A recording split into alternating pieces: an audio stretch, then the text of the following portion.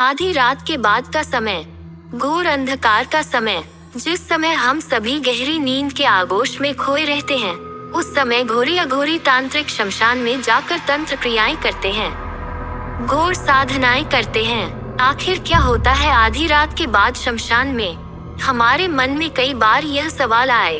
आपके दिमाग में भी ऐसे ही कई सवालात होंगे। तो चलिए इस बार ढूंढे इसी अनसुलझे सवाल का जवाब। नमस्कार दोस्तों, मैं हूँ रंजीता। द इमोशनल स्टोरी में आपका स्वागत है। इन्होंने बताया अघोरी शमशान घाट में 3 तरह से साधना करते हैं। शमशान साधना, शिव साधना, शव साधना। शव साधना के चरम पर मुर्दा बोल उठता है और आपकी इच्छाएं पूरी करता है। इस साधना में आम लोगों का प्रवेश वर्जित रहता है। ऐसी साधनाएं अक्सर तारापीठ के शमशान, कामाख्या पीठ के शमशान, त्रयंबकेश्वर और उज्जैन के चक्रतीर्थ के शमशान में होती है। शिव साधना में शव के ऊपर पैर रखकर खड़े रहकर साधना की जाती है। बाकी तरीके शव साधना की ही तरह होते हैं। इस साधना का मूल शिव की छाती पर पार्वती द्वारा रखा हुआ पांव है। ऐसी साधनाओं में मुर्दे को प्रसाद के रूप में मांस और मदिरा चढ़ाया जाता है। शव और शिव साधना के अतिरिक्त तीसरी साधना होती है शमशान साधना, जिसमें आम परिवारजनों को भी शामिल किया जा सकता है। इस साधना में मुर्दे की जगह शवपीठ की पूजा की जाती है। उस पर गंगा जल चढ़ाया जाता है। यहाँ प्रसाद के रूप में भी मांस मंदिरा की जगह मावा चढ़ाया जाता है। जानकारी मिलने के बाद हमने एक और अघोरी से संपर्क किया। चंद्रपाल नामक यह अघोरी हमें शव साधना दिखाने के लिए तैयार हो गया, लेकिन कहा कि जब मेरा शिष्य आपसे कहे तब आप वहाँ से चले जाना। इसके बाद हम उस अघोरी के साथ उज्जैन के शिप्रा किनारे के शमशान घाट गए। वहाँ अघोरी के शिष्य ने एक चिता का प्रबंध कर रखा था।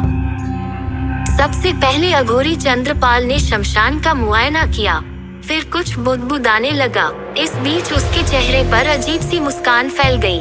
इसके बाद उसने शिप्रा नदी में कुछ जलते दिए विसर्जित किए। हमें बताया गया ये दिए आत्मा को शमशान तक आने का रास्ता दिखाते हैं। माहौल में एक अजीब सी गंध थी, राख और चमड़ी जलने की गंध। उसमें घुली अगरबत्तियों और धूप बत्ती की खुशबू। इस माहौल के बीच अघोरी का रूप बड़ा भयावह लग रहा था। दीपदान के बाद कुछ देर यूं ही बुदबुदाने के बाद अघोरी ने चिता के चारों ओर लकीर खींच दी और हमें लकीर के अंदर आने से साफ मना कर दिया। फिर उसने तुतई बजाना शुरू किया। अघोरी के शिष्य ने बताया कि ऐसा करके अघोरी अन्य प्रेत पिशाचों को अपनी साधना में विघ्न डालने से रोकता है। अघोरी ने चिता पर से पांव हटाया और मुर्गे की बलि चढ़ाकर मांस मदिरा का प्रसाद चढ़ाया।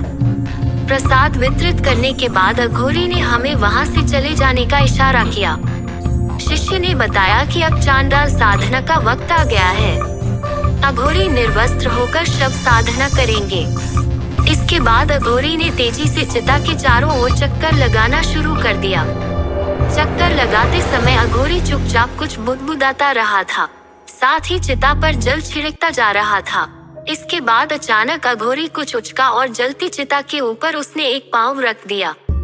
इसके बाद साधना जारी रही। हम काफी देर अघोरी को इसी अवस्था में देखते रहे। अघोरी ने अपना तप जारी रखा। मिनटों के बाद लगभग 1 घंटा व्यतीत हो गया।